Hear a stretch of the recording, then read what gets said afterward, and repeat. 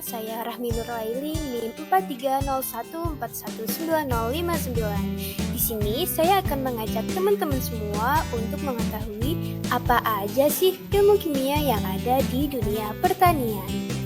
Sebelum kita memasuki materi lebih jauh, tahukah kalian bagaimana cara petani menanam padi? Kalau belum tahu, yuk kita simak video berikut ini. Halo teman-teman, jadi hari ini saya akan ke sawah. Dan ini merupakan jalan menuju sawah yang sering dilewati oleh para petani di desa saya, teman-teman. Indonesia merupakan negara agraris di mana sebagian besar masyarakatnya mempunyai mata pencaharian sebagai petani padi. Masyarakat Indonesia yang bermata pencaharian di bidang pertanian masih menganut kebiasaan dan kearifan lokal nenek moyang pada zaman dahulu, khususnya masyarakat desa.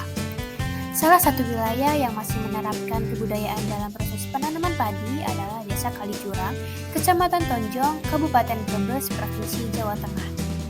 Sebagian besar penduduk Desa Kalijurang bermata pencaharian sebagai petani, pedagang, buruh tani, dan buruh harian lepas. Kondisi tanah yang masih subur membuat Desa Kalijurang memiliki potensi yang menjanjikan dari sektor pertanian. Di antara hasil pertanian yang cukup melimpah di Desa Kalijurang yaitu berasal dari tanaman padi, jagung, dan jenis sayur-sayuran. Sawah yang ada di Desa Kalijurang adalah jenis sawah tada hujan, yaitu sawah yang tidak memiliki irigasi sehingga pengairannya ditentukan oleh curah hujan. Memasuki budidaya padi, langkah pertama yang harus dilakukan adalah persiapan benih. Benih padi haruslah unggul agar produk yang dihasilkan pun berkualitas dan menaikkan daya hasil. Sebelum proses penyemaian, benih padi terlebih dahulu direndam dalam air selama sehari semalam. Tanda-tanda bahwa benih siap disemai adalah dengan munculnya bakal lembaga berupa bintik putih pada bagian ujungnya. Tanah sawah yang telah dipanen biasanya keras, oleh karena itu perlu diolah dengan cara dibajak. Dalam video ini terdapat dua macam pembajakan tanah, yaitu yang pertama dibajak dengan menggunakan pacul dan yang kedua dibajak dengan kerbau. Membajak menggunakan pacul merupakan cara yang sangat tradisional. Pembajakan lahan ini bertujuan agar tanah optimal untuk pertumbuhan benih dan tanaman padi. Berikutnya yaitu penyemaian benih.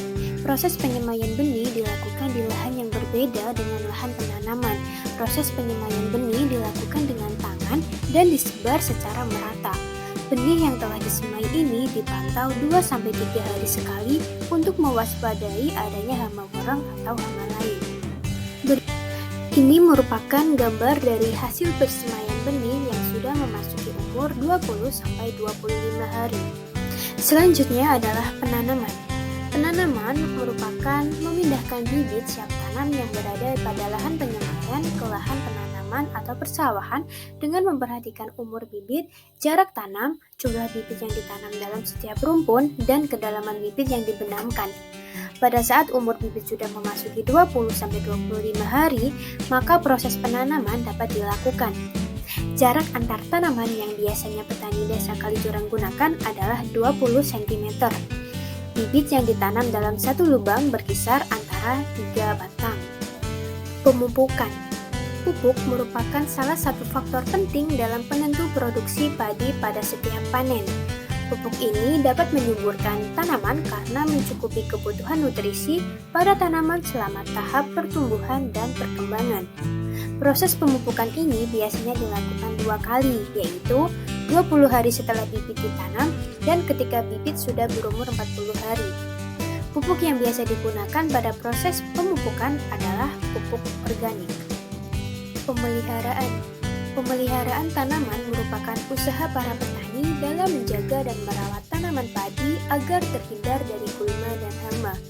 Hama dan penyakit tanaman dapat menimbulkan kerugian antara lain mengurangi hasil produksi, mengurangi kualitas panen, dan menambah pengeluaran biaya untuk penanganannya. Hama yang seringkali merusak tanaman padi yaitu seperti tikus, wereng, walang sangit, dan lembing. Apabila tanaman terkena penyakit, maka para petani biasanya melakukan penyemprotan obat pestisida. Contohnya adalah penyemprotan insektisida. Selain itu, biasanya para petani juga melakukan matun untuk menghilangkan gulma yang berada di sekitar tanaman padi. Panen dan pasca panen. Di dalam video merupakan padi yang sudah mulai memasuki masa panen. Panen adalah proses pemungutan atau pemetikan hasil sawah. Proses panen biasanya dilakukan dengan menggunakan arit. Setelah rumpun tanaman padi dipotong menggunakan arit, padi-padi potongan tersebut kemudian dirontokkan dengan menggunakan gerejap. Malai-malai padi dirontokkan dengan cara memukul-mukulkan atau membanting malai padi untuk memisahkan gabah dari malainya. Gabah kemudian dijemur di bawah sinar matahari. Baiklah teman-teman, karena kita sudah melewati proses penanaman padi, mari kita masuk ke ilmu kimia dalam pertanian. Yang pertama yaitu mengenai unsur hara. Unsur hara pada tanah dibagi menjadi dua jenis, yaitu unsur hara makro dan unsur hara mikro.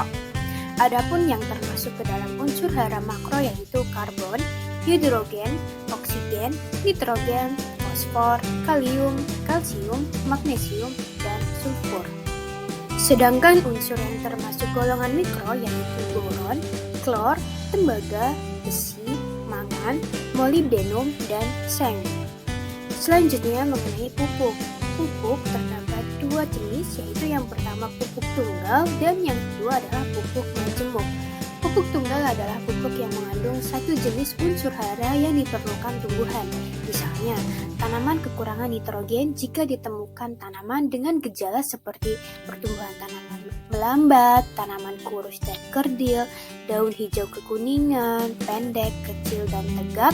Untuk mengatasi masalah tersebut, maka tanaman perlu unsur nitrogen dengan cara pemberian pupuk yang mengandung nitrogen.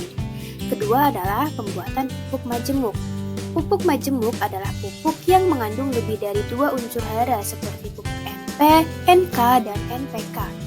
Misalnya, jika kita menemukan tanaman dengan gejala seperti pertumbuhan tanaman berjalan lambat atau tanaman kurus dan kerdil, seluruh warna daun berubah menjadi lebih tua dan sering tampak mengkilap kemerahan, dan daun tua akan mengkerut dan keriting, itu berarti tanaman tersebut perlu unsur nitrogen, fosfor, dan kalium.